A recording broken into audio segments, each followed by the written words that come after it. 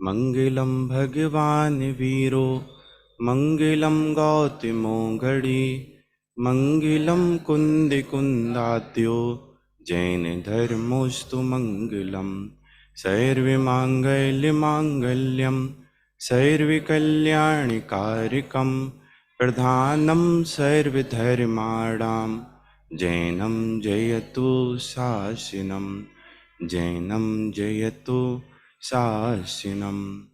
नमः समयसाराय स्वानुभूत्या चकासते चित्तस्वभावाय भावाय सर्वभावान्तरच्छिदे वन्दे तु सविसिद्धे धुवमचलमणोपमं गतिं पत्ते वोचामि समय पाहुड मृणमोषध केवली वर्णम।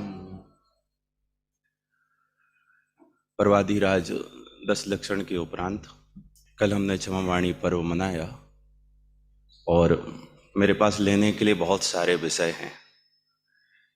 मेरा विश्वास ये है कि यदि आप किसी एक घंटे किसी विषय पर चर्चा करो तो कोई गाथा, कोई श्लोक या कोई ग्रंथ की पंक्ति उनको ही आधार बनाया जाए। एक घंटे में कुछ ना कुछ ऐसी बात तत्वज्ञान की आनी चाहिए जिसको लेकर आप चल सके। लेकिन मुझे शाम को ये कहा था कि कुछ ऐसा विषय लो कि जो पूरे 10 धर्मों को अपने आप में गर्वित कर सके। तो ये नया विषय होगा मेरे लिए भी और आपके लिए भी, जिसकी चर्चा मैं पहली बार आपसे करूंगा। मैं यहीं से शुरू करता हूँ, आपसे ही कड़ी जोड़ता हूँ। अभी हिमालय ने अभी आपके साथ एक चर्चा की कि आत्मा ही आत्मा का गुरु है, और इसके पहले एक प्रश्न, एक मुख्य बिंदु एक मंगलार्थी ने प्रस्तुत किया था कि सोने के आभूषण स्वर्णकार बनाता है क्या सोने के आभूषण सोना बनाता है? कुंभ घड़ा कुंभकार बनाता है क्या कुंभ घड़ा मिट्टी बनाती है? इतनी सारी चीजें। ऐसे ही कल हमने और आपने क्षमावाणी पर्व मनाया, तो क्षमावाणी आप और हम मनाते हैं क्या वाणी मनाती है? प्रश्न है मेरा, उत्तर आप नहीं देना लेकिन विचारना। क्या कह रहा हूं? क्षमावाणी मनाई आपने? आपने पर्वाधिराज 10 धर्मों में 10 धर्मों की साधना और आराधना की, तो 10 धर्मों को जो मनाया गया है वो आपने मनाया क्या उपवास ने मनाया, व्रत ने मनाया, त्याग ने मनाया?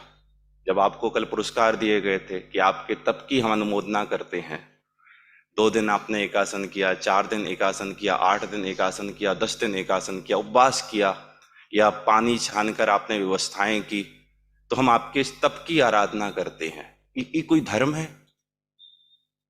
हमारी सभाओं में हम जहां बैठते हैं वहां कम से कम एक निर्णय तो होना चाहिए कि वास्तव में धर्म है क्या। ये नहीं है, ये नहीं कह रहे, लेकिन ये धर्म भी नहीं है, और उसको धर्म मानना, इसका नाम धर्मांधता है। क्या कह रहा हूं बच्चों? यदि आपने 4 दिन उपवास किया, 4 दिन एकासन किया, पानी छानकर पिया, पानी छानने की व्यवस्था की, और आपने मान लिया कि हमारे पर्वाधिराज संपन्न हो गए, आपने मान लिया हमने 10 लक्षण मना लिया, 4 लोगों से आपने क्षमा मांग ली, हम सबको क्षमा करते हैं, सब हमें क्षमा करना, और आपने मान लिया कि हमने क्षमावाणी मना ली, इसका मतलब ये है कि आपने धर्म का स्वरूप नहीं समझा। यदि आप ऐसा मानते हैं, ये करना नहीं करना ये विषय अलग है, होना ही चाहिए। इन 10 दिन यदि हम संयम से नहीं रह सकते हैं तो फिर कब रहेंगे? यदि 10 दिन हम व्रत उपवास नियम जब तब जो भी बाहर में है, यदि 10 दिन नहीं कर सकते हैं तो फिर कब करेंगे? और छना पानी 10 दिन क्या, जीवन पर्यंत यूज करना चाहिए, पीना चाहिए, वो तो करना चाहिए, लेकिन इसको धर्म मानना ये धर्मांधता है। आपने पुरस्कार लिए, प्रसन्न हो गए, हमने धर्म कर लिया, हो गया धर्म। और लोग उसको और बड़ा चढ़ा के करते हैं। यदि 10 दिन उपवास किए हों तो घर पे बुलौआ देते हैं, बुलाते हैं, भक्ति करते हैं, फिर सब लोग उनसे मनोहार करते हैं कि आप अपना उपवास छोड़ें और ये भोजन ग्रहण करें। कहीं कहीं सम्मान करते हैं, कहीं बोगियों पर बग्गियों पर बैठा के उनका जुलूस निकालते हैं, हो गया धर्म। उपचार अपने स्थान पर है, धर्म अपने स्थान पर। धर्म उपचार का नाम नहीं है। धर्म का कथन उपचार में हो सकता है, धर्म का व्यवहार उपचार में हो सकता है, धर्म की लौकिक मर्यादाएं बाहर हो सकती हैं, लेकिन वो धर्म नहीं है। मान लो आप मुझे बोलते कि आप क्षमावाणी पर बोलो, तो मैं तो आपको जानते ही नहीं हूं, और आप मुझे नहीं जानते, तो फिर मैं आपसे क्या क्षमा मांगू? आपने मेरे प्रति क्या अपराध किया होगा और मैंने आपके प्रति क्या अपराध? फिर किस बात की क्षमा? अरे निर्ग्रंथ दिगंबर मुनि भगवंत भी क्षमा मांगते, उन्होंने कौन सा अपराध किया होगा? कौन मांगते हैं क्षमा? मुनिराज। और किससे मांगते हैं? कि प्राणी मात्र से क्षमा मांगते हैं। सब जीव मुझे क्षमा करना और मैं सर्व जीवों को क्षमा करता हूं। कौन कह रहा है ये बात? मुनिराज कह रहे हैं। कौन कह रहा है? सब्बे जीवा खवंतु में, सभी जीव मुझे क्षमा करें और मैं सभी जीवों को। भगवंत आपने किसके प्रति अपराध किया है? आपने किसको गलत बोला है? आपसे अपराध की उम्मीद हो ही नहीं सकती। पंच महाव्रतों का पालन करते हो, 5 समितियों 28 मूल गुणों का आप पालन करते हो। भगवंत आप और कसाएं करेंगे? आपको क्या आवश्यकता पड़ गई क्षमा मांगने की? इतने सारे विचार बिंदु मैं आपके सामने दे रहा हूं, सबकी चर्चा लास्ट तक करके जाऊंगा, आधा घंटे में, 45 मिनट में। ये तो शुरुआत है, जिन बिंदुओं पर मुझे बात करनी है आपसे। क्या मुनिराज क्षमा मांगते? मुनिराज आपने क्या अपराध किया है? बोले अपराध कोई आज का नहीं है, अपराध कोई आज का नहीं है।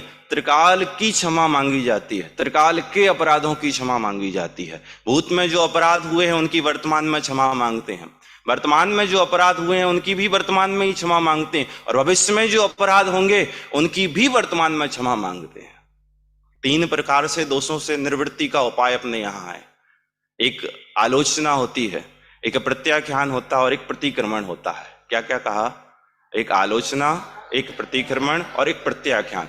आलोचना वर्तमान के दोषों की होती है, प्रतिक्रमण भूत के दोषों का होता है, और प्रत्याख्यान भविष्य के दोषों। भूत के दोष हो गए, अब उसकी क्या, उसकी दोषों की निवृत्ति के लिए क्या प्रतिक्रमण करना, और भविष्य के तो अभी हुए ही नहीं है।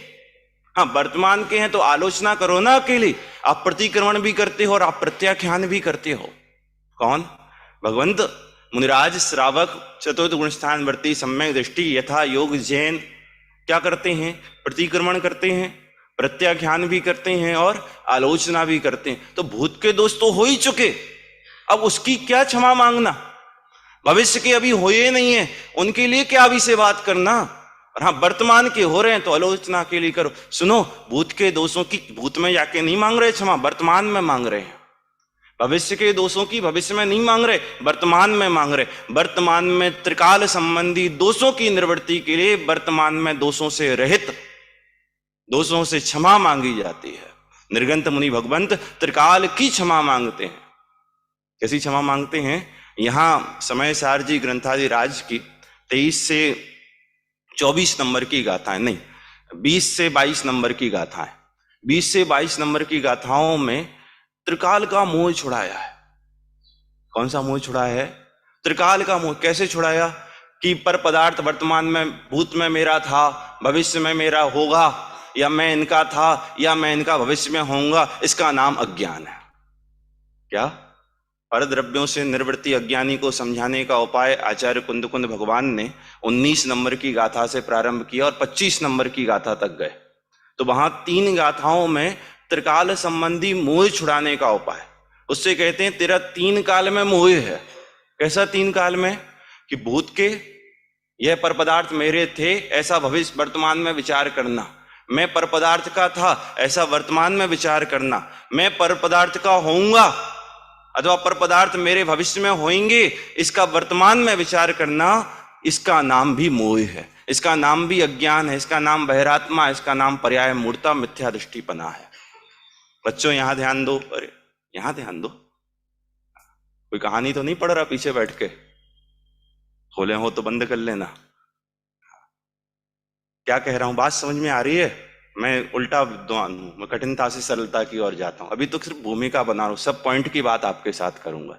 एक बात ख्याल में आई कि त्रिकाल के दोषों की निवृत्ति पूज्य गुरुदेव कहते थे और हम वर्तमान में सुनते हैं कि जिसको विश्व की एक वस्तु से राग है उसे विश्व की अनंतानंत वस्तुओं से राग है। टोडरमल जी साहब ने लिखा है राग द्वेष का विधान और विस्तार, राग द्वेष का विधान और विस्तार। जिसको एक वस्तु से राग है, केवल एक वस्तु से राग नहीं होता, उसके प्रेमियों के प्रति से प्रेम होता है, उसके द्वेषियों के प्रति से द्वेष होता है, बढ़ता जाता है, बढ़ता जाता है, बढ़ता जाता है, खत्म नहीं होता है इसका राग द्वेष।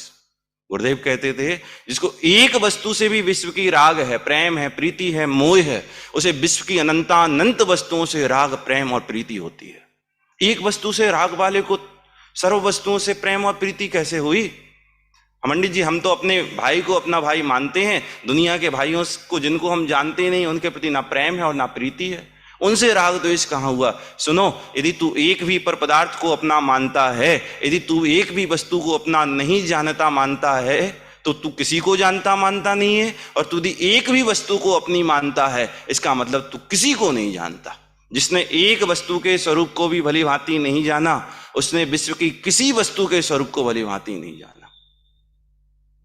एक बच्चा था, बोला हमारे जमी कंद का त्याग है। पक्का? बोले हाँ। कैसे त्याग है? बोले आधा आधा है। कैसे आधा आधा है? कि हम जब तक मंगलायतन में रहेंगे तब तक जमी कंद का त्याग है।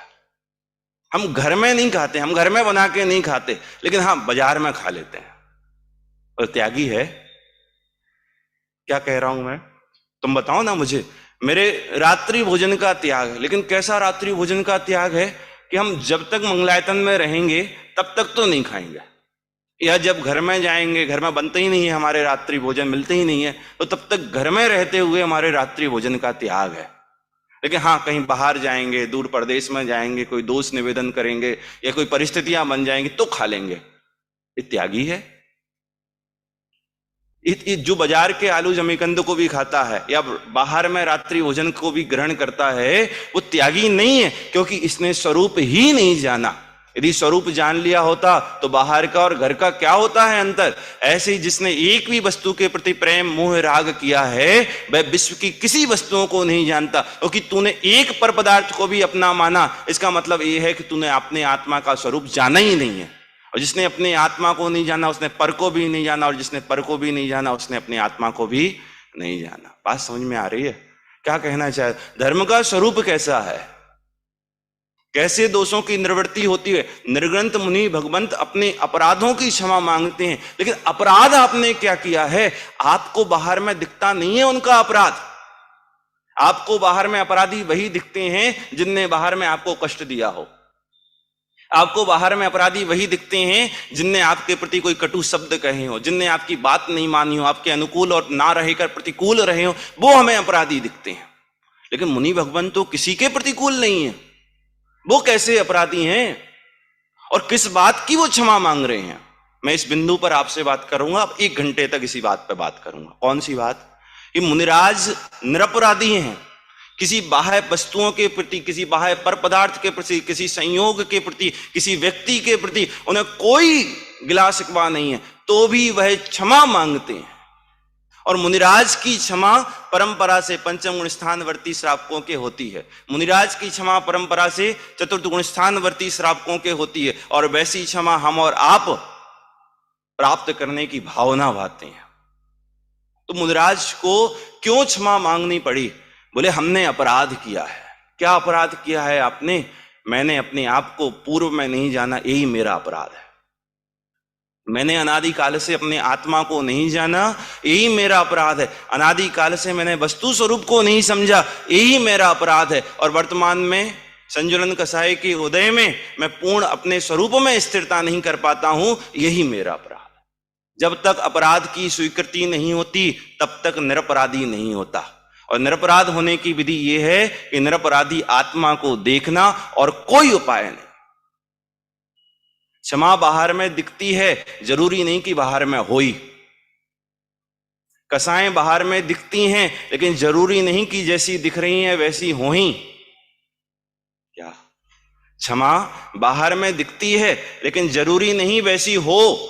कसाएं बाहर में दिखती हैं, लेकिन जरूरी नहीं वैसी हो। लेकिन अंतरंग में क्षमा हो और बाहर में कसाए दिखे, ऐसा भी संभव नहीं है। अंतरंग में क्षमा हो तो बाहर में क्षमा होती ही होती है, लेकिन अंतरंग में कसाए हो, बाहर में क्षमा दिख भी सकती है। अंतरंग की बाहर से व्याप्ति है।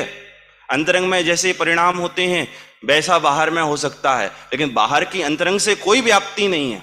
बाहर में आप क्षमा मांग रहे हो, लेकिन अंतरंग में क्षमा हो ही ना, फिर आपको क्षमा योग्य नहीं है, आप क्षमा धर्म के धारक नहीं है। टोडरमल जी साहब ने जब क्षमा का वर्णन किया, जब तप का वर्णन किया, संयम का वर्णन किया, अविरति का वर्णन किया, बोले अज्ञानियों को क्षमा नहीं है, अज्ञानियों को क्षमा का भ्रम है। बहुत गहराई से और गंभीरता से विचार करना। कल आपने क्षमावाणी पर्व मनाया, तो क्या आपने अपराधों को स्वीकार किया क्या नहीं किया, और आपने अपराध समझे क्या नहीं समझे? दो बातें। क्या हमने और आपने क्षमावाणी पर्व मनाया, तो क्या हमने अपराधों को स्वीकार किया है? क्या हमने अपराध समझे हैं? और यदि अपराध स्वीकार ही नहीं किए हैं, अपराध समझे ही नहीं है, तो फिर किस बात की क्षमा? नहीं, हमने सबसे क्षमा मांग ली। सुन, मां बाहर में गुस्सा दिखाती है लेकिन क्रोधी नहीं होती। अध्यापक बाहर में गुस्सा दिखाते हैं लेकिन क्रोधी नहीं होते। जेल में व्यक्ति रहते हैं लेकिन रहना नहीं चाहते। ऐसे ही जरूरी नहीं है कि बाहर में क्षमा दिखे और अंतरंग में क्षमा हो ही हो। समझ में आ रही है बात? जो लोग बाहर में क्रोधी हो, अंतरंग में वैसे क्रोधी हो ही हो। आचार्य अमृतचंद्र भगवान को जब समझाते समझाते थक गए, अपार करुणा आती है, तो वो ये लिखते हैं, हे आत्मघाती घाती। क्या लिखते हैं?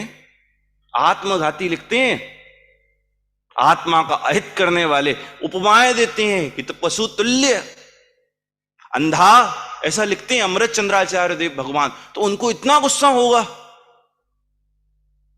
कि उन्हें अंधा कहना पड़े, उन्हें पशु तुल्य कहना पड़े, उन्हें आत्मघाती कहना पड़े, आत्मा का अहित करने वाला कहे, तिरस्कारी कहना पड़े, आत्मा का तिरस्कार करने वाला। मूल टीका में लिखा है 23 से 25 नंबर की गाथा में आत्मघाती लिखा है, आगे जाके कलश में अंधा लिखा है। तो फिर भगवान को गुस्सा होगी, अमृत चंद्राचार्य देव भगवान को इतनी गुस्सा होगी, तो विचार करने की जरूरत है क्या नहीं है? मात्र वाणी में क्षमा मांगने से यदि क्षमा धर्म हो जाता, तो वाणी का धर्म हो जाता क्षमा, आत्मा का धर्म नहीं होता। फिर आत्मा का धर्म आत्म स्वभाव के आश्रय से प्रकट होता है, और आत्म स्वभाव तब तक क्षमा स्वभावी नहीं होती पर्याय में, जब तक उसे अपने अपराधों का ना पता हो। हमारा अपराध क्या है? कि अनादि काल से हमारा ये अपराध है कि हमने अपने अपराध को अपना अपराध ना मानकर अपने अपराध का दोष किसी और को दिया है। हमें गुस्सा आती, क्यों आती? उसके कारण आती है। हमें गुस्सा आती क्यों आती है? क्योंकि वो गलत बोलता है। हमें गुस्सा, वो ऐसा क्यों नहीं करता, उसको ऐसा करना चाहिए था ना, इसीलिए तो गुस्सा आती होगी आपको। क्यों तुम लोगों को आती है गुस्सा?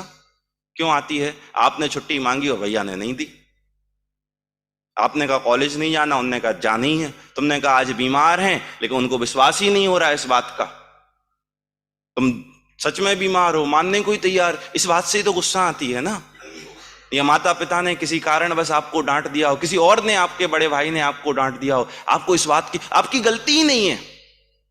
मैं ये नहीं कह रहा कि आपकी गलती होगी ही होगी, वर्तमान में आपकी कोई गलती नहीं, लेकिन आपको गुस्सा आती। लौकिक में भी सैकड़ों उदाहरण ऐसे मिल जाते हैं। हमें गुस्सा किस बात की आती है? हमें इस बात की गुस्सा आती है कि हम अपराधी किसी और को देखते हैं। किस बात की गुस्सा आती है? हम अपराधी किसी और को देखते हैं। व्यक्ति तो छोड़ो, हम वस्तुओं को भी अपराध का कारण मानते हैं। जब कोई वस्तु, कोई व्यक्ति, कोई संस्थाएं, कोई व्यक्ति, कोई विद्वान यदि हमारे प्रतिकूल प्रवर्तन करे, तो हमको ये लगता है कि ये अपराधी है।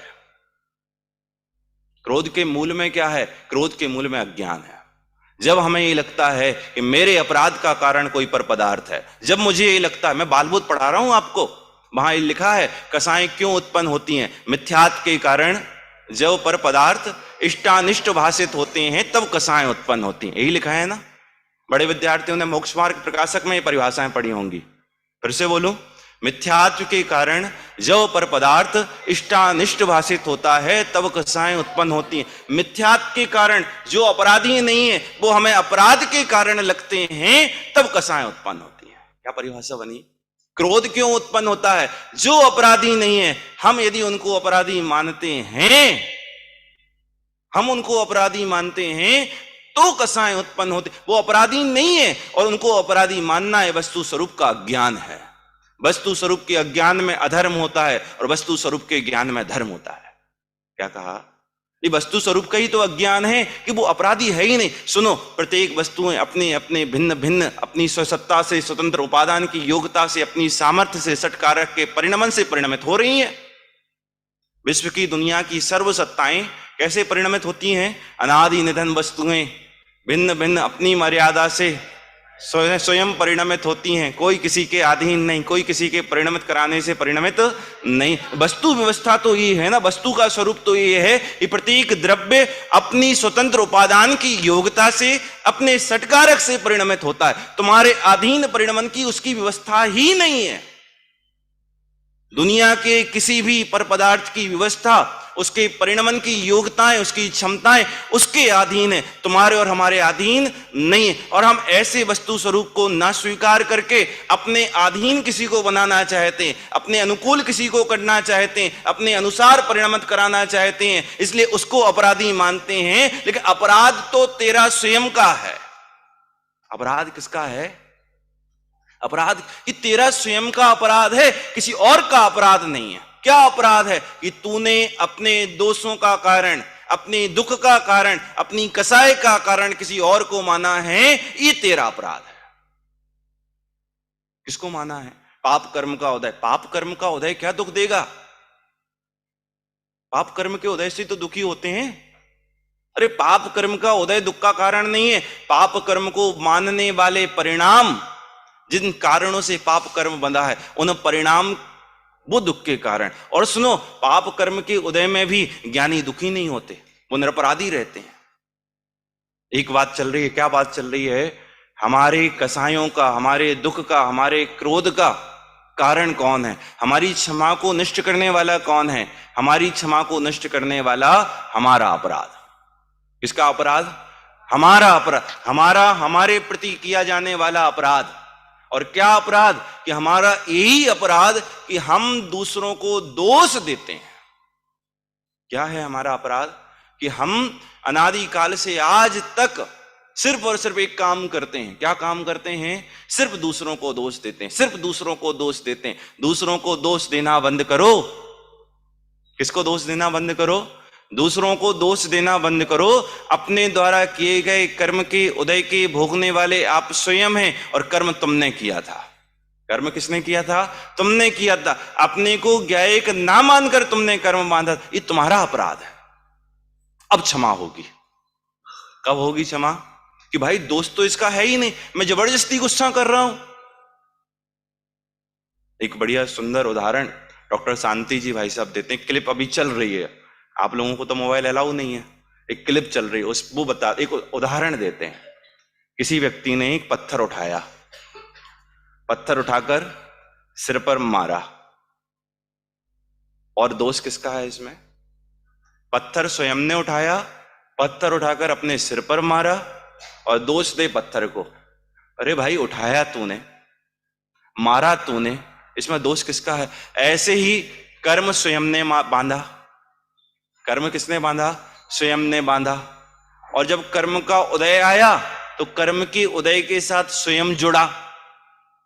कर्म के उदय के, पत्थर उठा लिया। अब जरूरी नहीं है कि तू पत्थर को मार अपने सिर पर। जरूरी था पत्थर को अपने सिर पर मारना? उठा लिया, छोड़ देता, फेंक देता। ऐसे ही कर्म बांध लिए गत काल में, पूर्व काल में, भूतकाल में, ठीक है, बंद गए। अब उनका उदय आएगा। अब जरूरी थोड़ी ना है कि तू उदय में कसाय कर। नहीं, वो तो होती है, नहीं होती है। जैसा कर्म का उदय आए वैसा ही हमको भोगना पड़े, बिल्कुल आवश्यकता नहीं है। यदि ऐसा ही होता तो एक भी जीव निगोद से नहीं निकल पाता। आप सब और हम सब कहां से निकल कर आए हैं? निगोद से निकल कर आए ना। जब निगोद से निकल कर आए हैं तो निगोद में तो एक ही जाति के परिणाम होते होंगे। वैसा ही कर्म का उदय और वैसे ही परिणाम। बोले नहीं, वहां पर भी परिणामों में जब मंदता आई, जब कसायों में मंदता आई, तो निगोद से निकलने का पुरुषार्थ हुआ, एक इंद्रिय आदि पर्यायों की प्राप्ति की हुआ ना। कर्म के उदय को बदलने का कार्य इसने अपने वर्तमान पुरुषार्थ के कारण किया। तो ऐसा कर्म का उदय हो। हमारे तो बहुत कर्म का, हमें समझ में ही नहीं आता कुछ।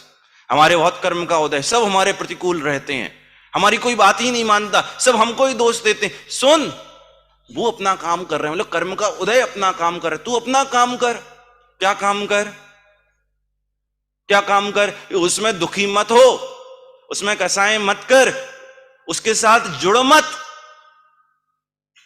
पहलवानी करनी है किसी को पहलवानी करनी है तो जरूरी है तेल लगाकर ही करे? बिना तेल लगा के भी तो की जा सकती है, और बिना तेल लगाकर करेगा तो जो धूल आदि के कण आपकी व्यायामशाला में होंगे, अखाड़े में होंगे, तो वो नहीं चिपकेंगे आपसे। ऐसे ही कर्म के उदय में होते हुए उदय को जरूरी नहीं है कि आप राग द्वेष कसाएं करके पुष्ट ही करो और नए कर्मों का बंद करो, वहां पर तेल मत लगाओ, कर्म के उदय में सहज रहो। तो फिर सहजता कैसे आएगी? एक ही बात है, एक ही पॉइंट है और एक ही विचार है। क्या? सहजता का एकमात्र कारण यह है कि वस्तु स्वरूप को सही ढंग से समझ लो। वस्तु स्वरूप क्या कहती है कि कोई भी वस्तु तुम्हारे अधीन नहीं है, किसी और का दोष नहीं, तेरा स्वयं का दोष है। तूने अपने आप को अपराधी देखा है, अन्य को अपराधी देखा है, ये तेरा अपराध है। तू अपने आप को ज्ञायक देख। तू अपने आप को क्या देख? कर्म के उदय का भी ज्ञाता देख, बाहर के अनुकूल प्रतिकूल वस्तुओं का भी अपने आप को ज्ञाता देख। तुझे कसाएं हो ही नहीं सकती। तो फिर एक बात बताओ, हमने क्षमा मांगी तो मांगनी चाहिए क्या नहीं मांग? हमारे अंतरंग में तो है ही नहीं, हमें तो उसके दोष ही दिखते हैं। तो पहले तो दोष देखने का अभाव कर, पहले अपना दोष देखना प्रारंभ कर। किस बात को? पहले अपना दोष देखना प्रारंभ करो। जब अपना दोष दिखते हैं तब बाहर में कोई आपको दोषी नहीं दिखता। कसाएं मिटाने का एकमात्र ही उपाय है। फिर बाहर में हम क्षमा मांगे क्या नहीं मांगे? बाहर में क्षमा मांग लेंगे तो क्षमा होगी क्या नहीं? सुनो, टोडामल जी साहब लिखते हैं, बाहर में क्रोधादि ना करना, तो इसका नाम इस जीव के क्रोध का जीतना नहीं हुआ, क्योंकि अंतरंग में क्रोध करने का अभिप्राय तो मिटा नहीं है। क्या? अंतरंग में बाहर में कसाय ना करे और अपने आप को कसाय से जीता हुआ मान ले, तो इसके अंतरंग में कसाय मिटाने का अभिप्राय तो, कसाय छोड़ने का अभिप्राय तो हुआ नहीं है। अभिप्राय में तो कसाय छूटी नहीं है, तो कहां इसके धर्मांधता और हो गई? हम तो कसायों को जीत लिया, हमने तो कसायों को जीत लिया।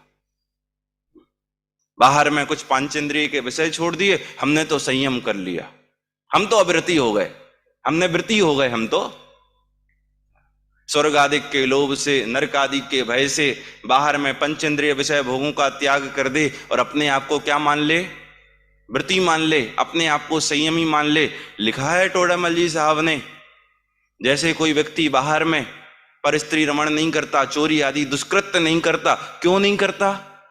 क्योंकि उसके ऐसा मानना है, वो ऐसा सोचता है, उसका ऐसा अभिप्राय है कि यदि ऐसा करेंगे तो राजा दंड देगा, यदि ऐसा करेंगे तो राजा दंड देगा, ऐसा करेंगे तो लोक में हमारी बुराई होगी, लोग हमारा अपयश करेंगे, इसलिए नहीं करता। यदि राजा दंड नहीं देता तो, लोक में अपयश नहीं होता तो करता। इसका मतलब उसने उस चीज को बुरा नहीं जाना। ऐसे क्रोध क्यों छोड़ा? इसलिए छोड़ा क्योंकि लोक में सब क्षमा वाणी मनाते हैं, सब एक दूसरे को क्षमा करते हैं, इसलिए छोड़ा। ठीक है, अब जो है तो लोग हमको बड़ा ही मान लेंगे, हम क्षमा मांग लेंगे, हम इसलिए छोड़ देते हैं कि अब आगे निपट लेंगे। सुन, अंतरंग में जब तक दूसरे को दोष देने का अभिप्राय है तब तक अंतरंग की कसाएं मिटती नहीं।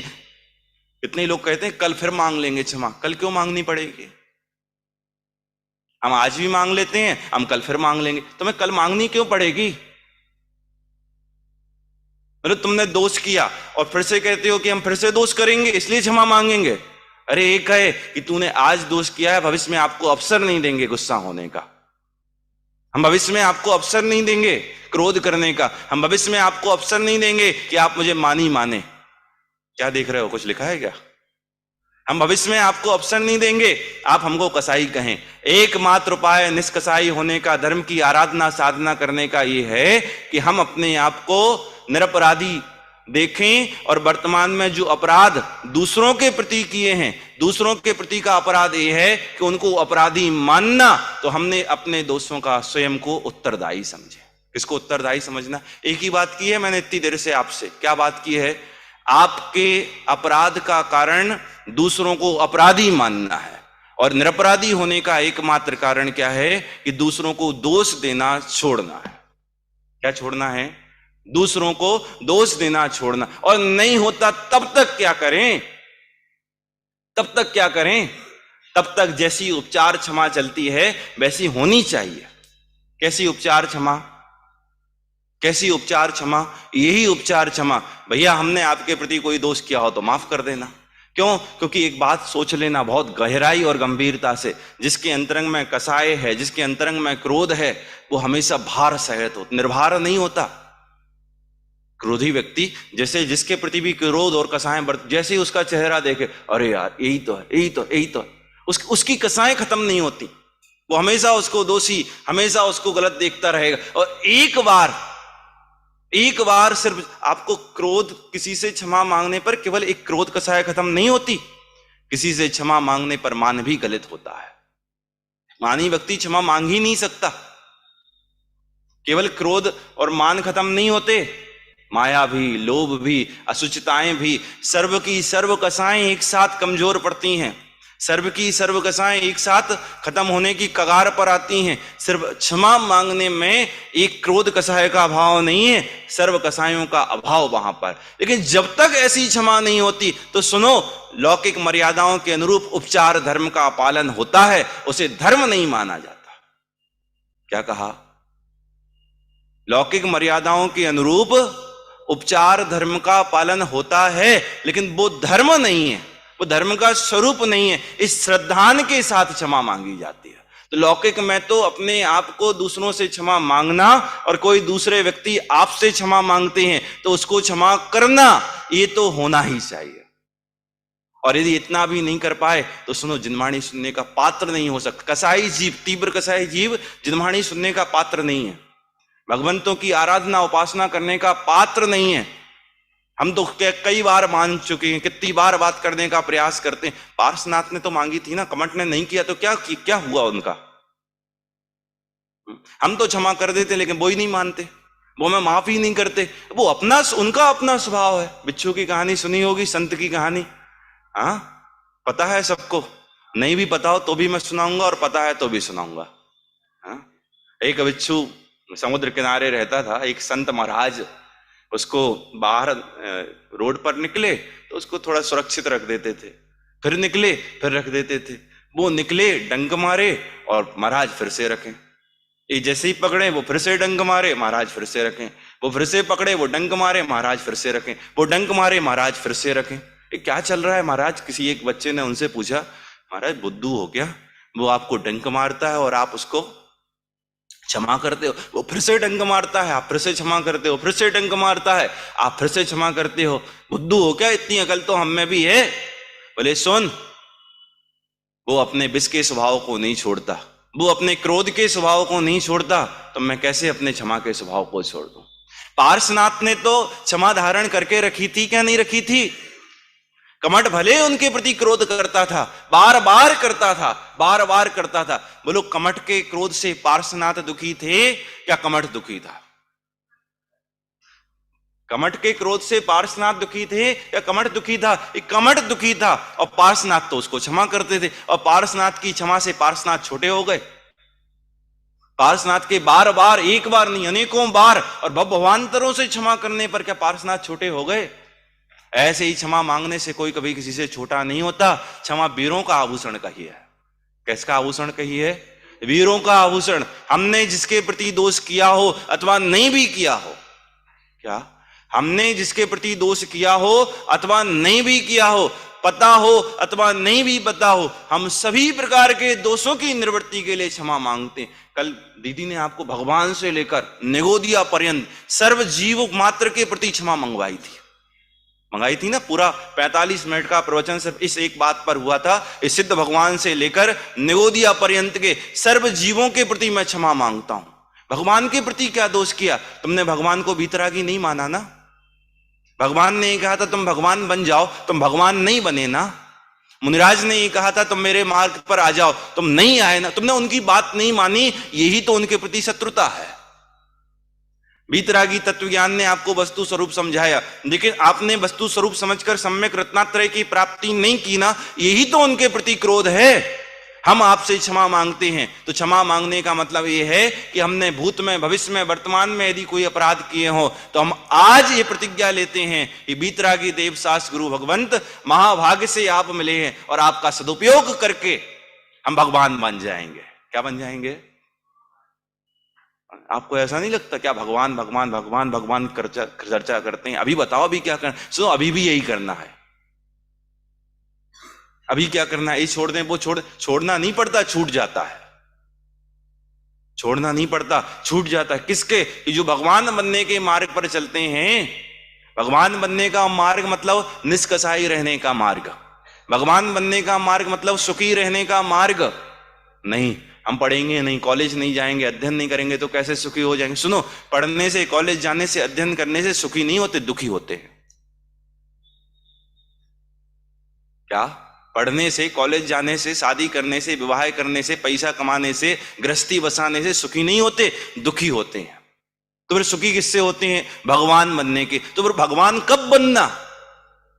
भूख लग रही है, खाना कब खाना? कल खा लेंगे, परसों खा लेंगे, नरसों, तब कल परसों नरसों खाओगे, सामने खाना रखा है, अभी खाओ ना। ऐसे ही भगवंतों के प्रति का अपराध यही है कि हमने बीतरागी भगवान को बीतरागी नहीं माना। करुणा निधि तुमको समझनाथ, भगवान भरोसे करुणा निधि तुमको समझनाथ, भगवान भरोसे पड़ा। ये अपराध है। ये क्या है? ये अपराध है। बीतरागी शास्त्रों के अध्ययन अभ्यास से, रत्नाकर पंचविंशतिका में लिखा है, रत्नाकर कवि ने, जग कोर जाने के लिए मम जीव पर वेद्यावसी। एक पंक्ति उसमें बड़ी गजब के लिखी है, हे प्रभु निर्लज्ज हो कैसे उड़ाऊं अपनी हंसी। मुझे पूरा याद नहीं है, मुझे तो 2-4-5 पंक्तियां जो अपने काम की हैं, प्रवचन में जो सुना देते हैं आ जाती हैं, तो वही याद है। हे प्रभु निर्लज्ज हो, है आपकी क्षमताएं ऐसी। भगवान से कहो, भगवंत मैं क्या क्या कहूं अपने दोषों की कथा। क्या क्या अपराध किया भगवान के सामने? भगवान ने कहा भगवान बन जाओ, और हमने भगवान बनने का पुरुषार्थ नहीं किया। भगवान ने कहा क्रोध छोड़ो, हमने क्रोध छोड़ने का उपाय नहीं किया। यह है भगवंतों के प्रति का अपराध। भगवान ने कहा था 10 लक्षण मनाओ, और आपने 10 लक्षण नहीं मनाए। 10 लक्षण पर्व के अंतिम समय में, मतलब लास्ट दिन, बाबूजी युगल जी का एक व्याख्यान है, उन्होंने एक बात कही है। मैं हमेशा पहले दिन कहता हूं और लास्ट दिन कहता हूं, तो लास्ट दिन क्षमा वाणी पर रुका नहीं हूं, तो पहले दिन कही थी, वो आपसे कह रहा हूं कि आपने आज तक, हमारे 15 साल के हो गए तुम लोग, साल में 3 बार 10 लक्षण आते हैं, 15 एवरेज, बीच मतलब सब मिला लो तो 15 के हो जाएगा औसत आप लोगों का। साल में 3 बार 10 लक्षण आ रहे हैं। 3-3 बार आपने, और 10-10 दिन, मतलब एक साल में 30 दिन धर्म पर्वों की आराधना करते। 2 साल में कितने दिन की? 60 दिन। 3 साल में, और 4 साल में, तो 5 साल में, इतने दिनों तक आपने धर्म की आराधना की। बाबूजी कहते हैं तूने आज तक धर्म नहीं मनाया, आज तक पर्युषण नहीं मनाए, आज तक 10 लक्षण नहीं मनाए। 10 दिन तक हमने 4 उपवास किए, 3 उपवास किए, 2 उपवास किए। हाँ, एग्जाम के समय में भी स्वाध्याय किया, 3-3 टाइम स्वाध्याय किया, और फिर भी आप कहते हो कि हमने पर्व नहीं मनाए। हाँ, आपने आज तक पर्व नहीं मनाए। क्यों? धर्म तो उसे कहते हैं यो धरती उत्तमे सुखे। क्या लिखा है श्रावकाचार्य जी में? शुरू का ही श्लोक है, संसार दुखता सतवान यो धरती उत्तम सुखे। जो संसार दुखों से निकाल कर मोक्ष सुख में रखता है, उसका नाम धर्म है। बोलो, मोक्ष सुख में रखा आपको? संसार दुखों से निकले, थोड़ा सा निकले, थोड़ी सी कसाएं खत्म हुई, थोड़ी सी मंदता आई, रत्नात्रय धर्म प्रकट हुआ क्या नहीं हुआ? इसका मतलब यह है एक भी दिन नहीं मनाया। इसका मतलब यह है कि एक समय के लिए नहीं मनाया। क्या कह रहा हूं मैं? क्या बात कह रहा हूं? क्षमा वाणी मनाई, नहीं मनाई। ब्रह्मचर्य मनाए, नहीं मनाया। 10 लक्षण मनाए, नहीं मनाए। 10 दिन इतने उत्साह से आराधना करते हैं, एक दिन बाद क्षमा वाणी है, हम एक दिन पहले ही मना लेते हैं। हम एक दिन पहले ही मना लेते हैं। क्यों? एक दिन और फिर पूजन करनी पड़ेगी, एक दिन फिर और पाठ करना पड़ेगा, एक दिन और फिर अभक्ष भक्षण नहीं करना पड़ेगा, एक दिन और फिर संयम से रहना पड़ेगा। क्यों? क्षमा वाणी भी तो पर्व है, इसलिए एक दिन पहले ही निपट जाते हैं कि अगले दिन तो सुकून से रहेंगे। इसका मतलब आपने 11 दिन तक अपने आप को असुकून में अनुभव किया था। इसका मतलब आप धर्म करते करते अधर्म कर रहे थे, आपने धर्म किया ही नहीं था। स्वाध्याय करना धर्म नहीं है, शास्त्रों का पढ़ना। पूजन पाठ उपवास करना धर्म नहीं है। स्वाध्याय करके यदि आत्म शांति की प्राप्ति होती है, पूजन करके यदि आत्म शांति की प्राप्ति होती है, यदि ये सब करके रत्नात्रय धर्म की प्राप्ति होती है, ये सब करके दुखों से मुक्ति होती है, ये सब करके मोक्ष मार्ग में कदम बढ़ता है, ये सब करके कसाएं खत्म होने का उपाय प्रारंभ होता है, तो समझना आपने धर्म किया है। अब विचार कर लेना गहराई से और गंभीरता से। रत्नात्रय प्राप्त किया, कसायों की मंदता हुई, स्वाध्याय बढ़ा, हमारे आपसी संबंध अच्छे हुए, क्या बोई की वही कसायों की वही की वही परिपाटी कल से पुनः प्रारंभ हो जाएंगी? पंचेंद्रिय जीवों को जीव देखने की दृष्टि नजरिया बदला? नहीं बदला, इसका मतलब धर्म नहीं हुआ। इसका मतलब क्या हुआ? धर्म नहीं हुआ। धर्म का स्वरूप सरल है समझना, प्राप्त करना भी उससे ज्यादा सरल है। धर्म प्राप्ति जितनी सरल है, समझना उससे ज्यादा कठिन है। इसका मतलब क्या है? धर्म बहुत सरल चीज है। क्या? धर्म बहुत सरल चीज है। क्षमा करने के लिए आपको दूसरे लोग चाहिए ही नहीं है, मान के अभाव के लिए आपको दूसरे लोग चाहिए ही नहीं है। आप दूसरों को अपराधी देखना बंद कर दें तो आपकी अपने आप क्षमा हो जाएगी। और जिस जीव के अंतरंग में परिणति में क्षमा होती है, उसकी शब्दों में व्यक्त होती है। किसके? जब अंतरंग में धर्म ना समाये तो बाहर शब्दों में निकलता है। जैसे क्रोध आदि कसाएं जब अंतरंग में बिल्कुल समाती नहीं है तो बाहर में निकल जाती है ना, नहीं चाहे कर भी, आज क्रोध नहीं करेंगे, आज क्रोध नहीं करेंगे। जैसे हम लोग विद्यालय में पढ़ते हैं तो कमरे से सोच के निकलते हैं आज किसी को डांटेंगे नहीं, आज किसी बच्चे को कोई दंड नहीं देंगे। कभी कभी 15 दिन, 20 दिन, 25 दिन भी ऐसे निकल जाते कि किसी से कुछ नहीं कहना पड़े। और फिर 21वें दिन एक से कहा, 22वें दिन 2 से कहा, 23वें दिन एक आध को भगाई दिया। और सोच के क्या निकले थे? आज किसी से कुछ। क्यों? क्योंकि तुम्हारे इस विचार से कसाएं नहीं मिटती कि हम कुछ नहीं कहेंगे। यदि अंतरंग में कसायों का दम्भ है तो कहीं ना कहीं प्रकट हो जाता है। तो फिर उपाय क्या है? एकमात्र यही उपाय है, वस्तु स्वरूप की सही समझ। क्या उपाय है? और वस्तु स्वरूप की सही समझ का मतलब यह है, दुनिया में कोई अपराधी नहीं है, दुनिया में कोई आपके प्रतिकूल नहीं है और कोई आपकी इच्छा के अनुकूल नहीं रहेगा। क्या कह रहा हूं मैं? सारी बातें समझ में आ रही हैं? ऐसा तो नहीं कि ये शब्द तुम्हें समझ में नहीं आए तो किसको नहीं आएंगे? क्या कहा? वस्तु स्वरूप की सही समझ। वस्तु स्वरूप की सही समझ को सैद्धांतिक शब्दों में कहूं, क्रमबद्ध पर्याय। वस्तु स्वरूप की सही समझ का मतलब सैद्धांतिक शब्दों में कहूं तो वस्तु स्वातंत्र्य। वस्तु स्वरूप की सही समझ का मतलब कर्म बंधन का विचार। वस्तु स्वरूप की सही समझ का मतलब अनेकांतवाद। वस्तु स्वरूप की सही समझ का मतलब अकर्तावाद। वस्तु स्वरूप की सही समझ का मतलब ज्ञायक स्वभाव की दृष्टि। ये तो सैद्धांतिक शब्द हुए। और हमारे आपके अनुभव और प्रैक्टिकल के लिए कि कोई भी वस्तु आपके अनुकूल नहीं रहेगी, आपके चाहे से, आपकी इच्छा से। और दुनिया की कोई वस्तु आपके प्रतिकूल नहीं है। कोई वस्तु आपके करने से, आपकी चाहने से आपके अनुकूल प्रवर्तने वाली नहीं है। उसका परिणमन भिन्न अपनी उपादान की योग। इतनी एकमात्र बात समझ में आ जाए। हमारे साथ समस्या क्या है कि हम चाहते वो काम हैं जो हमारे अधीन नहीं रहेंगे। समस्याएं क्या है हमारे साथ? हमें एक बात सोच लो, आपको पहले से पता है कि ये होना ही नहीं है, ये होना ही नहीं है, तो फिर क्यों प्रयास करना? आप और हम चाहते हैं कि ये हो जाए, ये हो जाए, ये हो जाए, इसलिए दुखी होते हैं। आप इसलिए दुखी हैं कि वो नहीं मानते, और वो इसलिए दुखी हैं कि आप नहीं मानते। दोनों समझ लो ना कि दोनों ही वस्तुएं भिन्न भिन्न अपनी उपादान की योग्यता से परिणाम। भाई ऐसा हो जाएगा। सुन, दृष्टि की बात चल रही है। राग अपनी जगह आपकी भूमिका अनुसार होगा, उसको कोई नहीं रोक सकता, लेकिन उस समय भी राग की दृष्टि मोड़ने की बात है। बड़े पंडित जी की एक पंक्ति है, पहला पुरुषार्थ किसका नाम है? निर्णय में उपयोग लगाना ही पहला पुरुषार्थ है। धर्म करना बात की बात है, पहले धर्म समझ लो। धर्म समझ में आ गया तो धर्म हो गया। उसका नाम सम्यक रत्नात्रय, उसका नाम सम्यक दर्शन है। किसका नाम?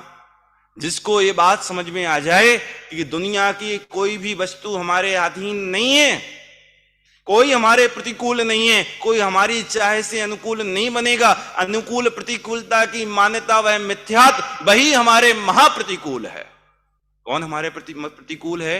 अनुकूल प्रतिकूल बनाने का मिथ्यात्व वह हमारे प्रतिकूल है, और उस मिथ्यात्व पे ही अनादिकाल से कर्मों का बंध करते हुए ये चतुर्गति परिभ्रमण हो रहा है। वर्तमान की स्थिति, ये पर्याय, ये अवस्थाएं, ये कोई आसान नहीं है। बच्चों क्या कह रहा हूं, क्या कह रहा हूं, ये वर्तमान में जो भी संयोग आपको मिले हैं, आपको महासौभाग्य है।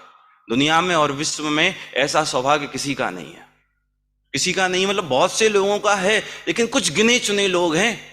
यदि देश की भीड़ में हम आपको और 12-18 संस्थाओं के बच्चों को खड़ा कर दें तो दिखेंगे नहीं, और उसमें से भी और ऐसे लोग जो तत्व जिज्ञासु बनते हैं, जो तत्व ज्ञान को समझते हैं, उनको खड़ा कर दें, दिखेंगे नहीं। आपने मनुष्य पर्याय की, तरस पर्याय की दुर्लभताएं छेड़ाला में पड़ी होंगी। अनादिकाल से निगोद में पड़ा हुआ जीव महासौभाग्य से वहां से निकला और स्थावर पर्यायों की प्राप्ति की। स्थावर पर्यायों का काल पता है कितना है? 1 इंद्रिय, 2 इंद्रिय, 3 इंद्रिय, 4 इंद्रिय, 5 इंद्रिय, इनका स्थावर, पृथ्वी जल अग्नि वायु वनस्पति, ये जो 5 इनका काल पता है कितना? असंख्यात कल्प काल तक रहता है जीव, अधिकतम रहे तो कितना कितना, असंख्यात कल्प काल। और एक कल्प काल में कितने कोड़ा कोड़ी सागर होते हैं? 20 कोड़ा कोड़ी सागर का एक कल्पकाल। और कोड़ा कोड़ी किसे कहते हैं?